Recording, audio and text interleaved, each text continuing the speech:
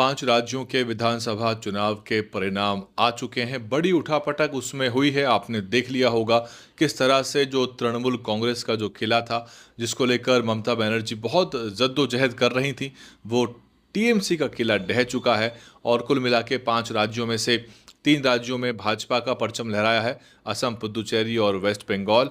साथ ही केरला में भी उलटफेर हुआ है और वामपंथियों का भी जो आखिरी किला था ढह गया है। वो वामपंथी जिन्होंने यूपीए सरकार को बाहर से समर्थन दिया था, जिनके 60-60 सांसद जीता करते थे, उनका भी एक तरह से जो वर्चस्व था, जो आखिरी किला था, वो ढहा। और वहाँ पर कांग्रेस पार्टी एकमुश्त बहुमत से, एक तरफा बहुमत से, पूर्ण बहुमत से सरकार बनाने में कामयाब हुई है।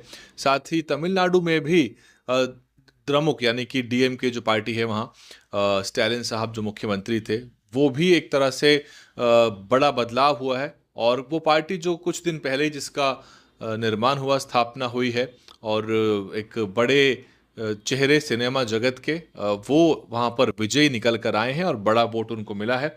इस सब के पीछे एक चर्चा ये भी है कि किस तरह से जो दलित वोटर हैं इन सभी राज्यों में, उनको दरकिनार लगातार किया जाता था, तो पार्टियों ने उनको भी साधने का प्रयास किया है।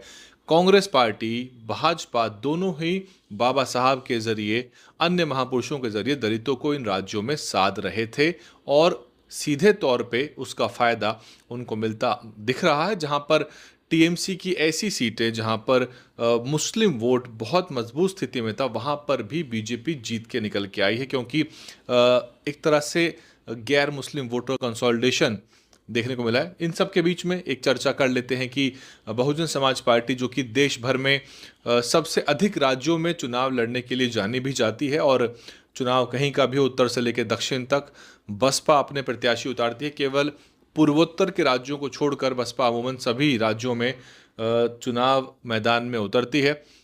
हालांकि ये बसपा का चुनाव नहीं है, लेकिन इसमें कुछ नोटेबल पॉइंट हैं, कुछ तथ्य हैं जो आपको मालूम होने चाहिए, क्योंकि ये 27 है, 27 से पहले वाला साल है, यानी कि ये चुनावी साल बसपा के लिए कहा जा सकता है। और 2027 के जो विधानसभा चुनाव है, वो ज़्यादा महीने दूर अब बचे नहीं हैं, और बीएसपी की गतिविधियों को लेकर काफ़ी चिंता है। मोटे तौर पे आपको आंकड़ा बता देता हूँ। पश्चिम बंगाल के अंदर बीएसपी को जो वोट का प्रतिशत मिला है, वो मिला है 0.18%, यानी कि लगभग 0.20% के आसपास कहा जा सकता है। कुल वोट जो उनको पड़े हैं वो हैं 1,17,166 कुल वोट बहुजन समाज पार्टी को यहाँ पड़े हैं। और आपको मालूम है कि तृणमूल कांग्रेस और बीजेपी के बीच में हार जीत का बड़ा अंतर नहीं है। 40% यानी कि 41% तृणमूल कांग्रेस को, और बीजेपी को लगभग 46% के आसपास वोट पड़ा है। कांग्रेस पार्टी 2.97 बड़ा वोट लेकर गई है, 18 लाख से ज़्यादा का। और 27 लाख यहाँ पर दर्ज आपत्तियां थी नाम डिलीशन की एसआईआर के जरिए, कि 27 लाख वोटर जो थे उनका नाम हट गया था, वो उन्होंने अपील की थी।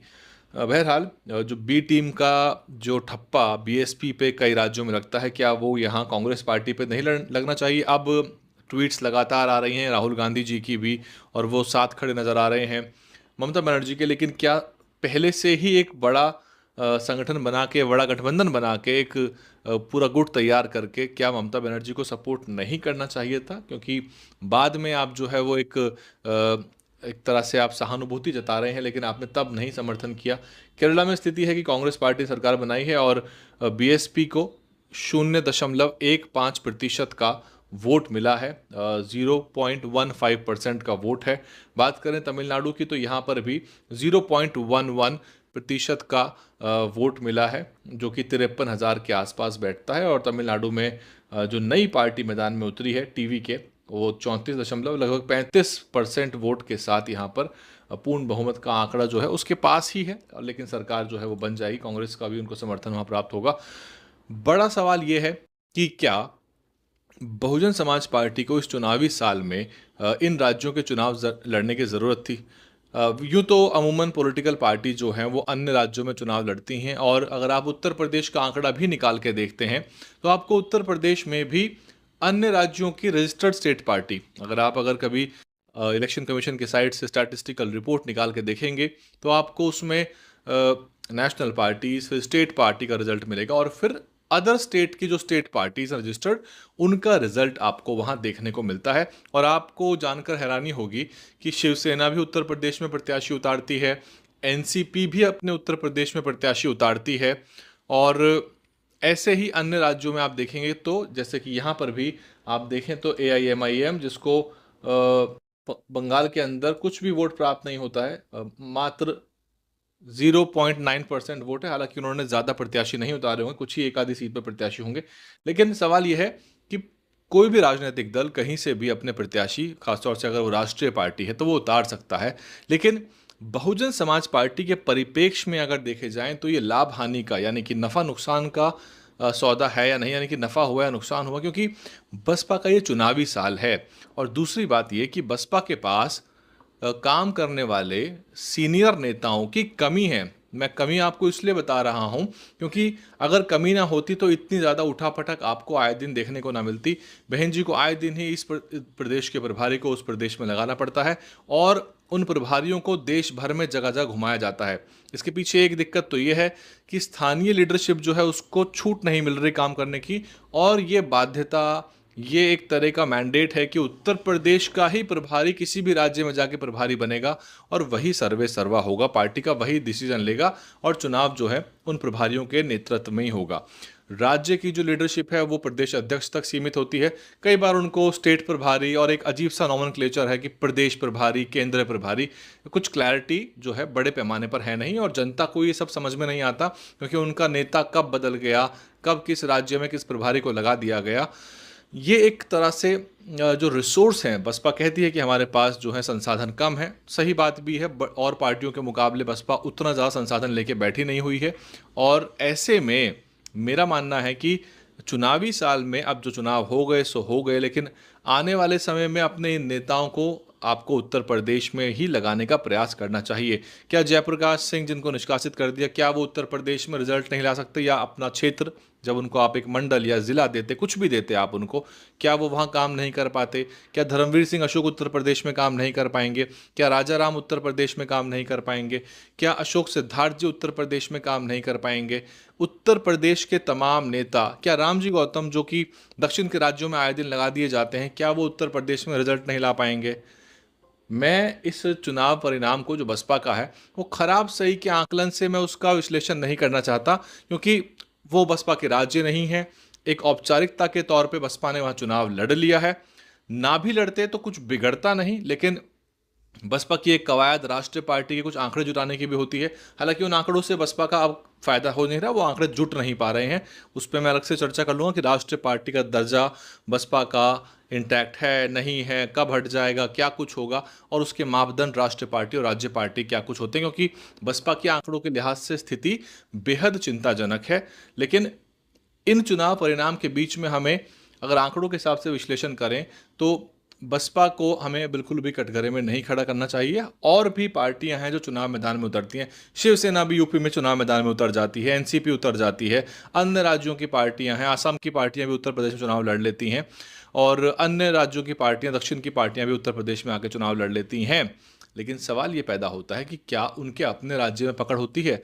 शिवसेना जो भी उसके हिस्से हुए हैं वो अपना अपना काम कर रहे हैं। एनसीपी के जो अलग अलग गुट बन गए हैं, जैसे शरद पवार गुट का आप उदाहरण ले लीजिए, एनसीपी जो एसपी है उसके पास भी सांसदों की संख्या है, वो मजबूत स्थिति में है, दिल्ली में उनके सांसद हैं, उनको बंगले मिले हुए हैं। बसपा को उत्तर प्रदेश की चिंता करनी शुरू कर देनी चाहिए, क्योंकि अन्य राज्य जो हैं वो बसपा की शाखाएं मात्र हैं, और बसपा की जो जड़ है वो उत्तर प्रदेश ही है। और कोई भी राज्य ऐसा नहीं है जो अपने बूते वहाँ पर काम करने में सक्षम हो। अंततः यूपी के ही कोऑर्डिनेटर्स को जाके वहाँ काम करना पड़ता है। या तो स्टेट लीडरशिप ऐसी पैदा करिए कि आप डिसेंट्रलाइज तरीके से उनके ऊपर भरोसा कर सकें और वो अपने राज्य को, राज्य के नेता पैदा होंगे, वो संभाल सके। राज्य के नेता पैदा नहीं होते, अगर होते भी हैं तो वो ख़त्म कर दिए जाते हैं। कारण चाहे कुछ भी रहे, वो ख़त्म हो जाते हैं या कर दिए जाते हैं। मसलन RS प्रवीण कुमार भी बसपा के साथ नहीं रहे। क्यों नहीं रहे, क्या नहीं रहे? आप चाहे तो ठीकरा RS प्रवीण कुमार साहब के ऊपर भी फोड़ सकते हैं, लेकिन सवाल यह है कि बसपा को अपने नेता बचाने होंगे। और आज के समय में जब बसपा निष्कासन बड़े पैमाने पर कर रही है, ऐसे में अगर 5-7 निष्कासन हो जाएं तो प्रभारियों की कमी पड़ जाएगी बसपा में, क्योंकि उस तरह से नए प्रभारी बनाए नहीं जा रहे। और उस तरह से नई भर्तियां जो होनी चाहिए व्यापक तौर पे, ना ही मैसिव स्केल पे नेशनल लेवल पे, ना ही नीचे के स्तर पे हो रही हैं। बस वही लोग पार्टी की तरफ भाग रहे हैं फिलहाल जो कि टिकटार्थी हैं। जिला पंचायत के चुनाव होंगे उसमें टिकटार्थी हैं, या फिर जो विधानसभा के लिए टिकट की लाइन में लगना चाहते हैं वही लोग पार्टी की तरफ दौड़ रहे हैं। इक्का दुक्का किसी किसी ज़िले में कुछ 10 20 50 नेताओं के अन्य पार्टियों से आगमन हो जाता है, जो कि राष्ट्रीय स्तर पर खबर नहीं बन पाती है। बहरहाल चुनाव जो परिणाम है उस पर तो मैं आपका वो नहीं मांगूंगा कि आपका क्या मत है, क्योंकि बसपा का चुनाव वो था नहीं, हमें बसपा को उसमें कटघरे में नहीं खड़ा करना चाहिए। लेकिन सवाल ये है कि ये जो चुनाव थे ये ना भी अगर लड़ते आप, तो आपके बहुत सारा संसाधन, बहुत सारी मेहनत बच जाती, और उसको जैसे आकाश आनंद जी की जगह जगह रैलियां हुई हैं, आकाश आनंद जी की रैलियों से वोट मिल जाएगा ऐसे राज्यों में नहीं है, लेकिन आप औपचारिकता तो पूरी करनी होती है। लेकिन यही आप अगर सोशल मीडिया को देखेंगे तो आप भांप लेंगे इस बात को कि जनता अब ये कह रही है कि आकाश आनंद की रैलियों को ताबड़तोड़ तरीके से पहले की तरह ही आप उत्तर प्रदेश में कब शुरू करेंगे। साथ ही जयप्रकाश जी को आपने बाहर निकाल दिया और कोई बड़ी गलती नज़र नहीं आ रही है। जयप्रकाश जी को भी चाहते तो आप उत्तर प्रदेश में लगा सकते थे। तो छोटी छोटी चीज़ों के लिए पार्टी से नेताओं को, बड़े बड़े पुराने 40-40 साल पुराने नेताओं को, मान्यवर साहब के समय के नेताओं को निष्कासित कर दिया जाता है और वो फिर पार्टी में काम नहीं कर सकते। नेताओं की कमी है ही, और वैसे भी जो उत्तर प्रदेश के नेता हैं उनको पूरे भारत के अंदर उनको बिखराया हुआ है, वो जगह जगह अपना राज्य देख रहे हैं और उनका होम टाउन सभी लोगों का उत्तर प्रदेश में है अमूमन, और वो आए दिन आना जाना करते हैं। स्थिति यहाँ तक हो जाती है कि प्रभारियों को किसी को केरला के साथ हिमाचल प्रदेश दे देते हैं, तो किसी को केरला के साथ जम्मू कश्मीर दे देते हैं, और वो व्यक्ति जो है अपने निजी खर्चे से आना जाना ये सब चीज़ें करता रहता है। अगर वो सांसद हुआ तो ठीक है, उसको टिकट मिल सकते हैं, पूर्व सांसद को भी मिल सकते होंगे, लेकिन अगर वो नहीं है पूर्व सांसद या पूर्व एमएलसी, तो फिर वो अपने साधन संसाधन से ये आवागमन करता रहता है। आप देख रहे थे दलित न्यूज़ नेटवर्क, मैं हूँ वैभव कुमार। इस पूरे विषय पे आपका क्या सोचना है, क्योंकि उत्तर प्रदेश में भी एक चुनौती आएगी। आपने देखा किस तरह से केवल मुस्लिम वोटों के बूते टीएमसी नहीं बच पाई, और जैसे ही जो अन्य वोट ने साथ छोड़ा उनका केवल 3% के ही मार्जिनल डिफरेंस से सीटों में बड़ा अंतर पड़ गया है।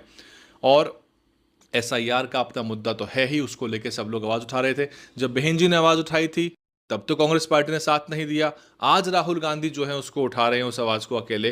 तो यही सबसे बड़ी दिक्कत रही है, और यही कांग्रेस पार्टी आज चाहे कितनी ही आपको समरसता की और आपसी मेलजोल की और पार्टियों में जो एका है, जो इंडिया गठबंधन, जो उत्तर प्रदेश में तो दिख जाता है कभी कभी लेकिन अन्य राज्यों में नहीं दिखता, इसकी चाहे बात कर लें, लेकिन जब बात आती है कि किस तरह से ईवीएम के मुद्दे पर साथ आना है, तो बहुत सारी पार्टियां निकल के नहीं आती। बसपा का साथ देने वाली भी कम पार्टियां थी, और इसी कांग्रेस पार्टी ने बसपा की जो पूर्ण बहुमत की सरकार थी उसकी नाक में दम किया था। नहीं तो इस गंगा एक्सप्रेसवे का, जिसका उद्घाटन मोदी जी कर रहे हैं, शिलान्यास बहन जी ने किया था।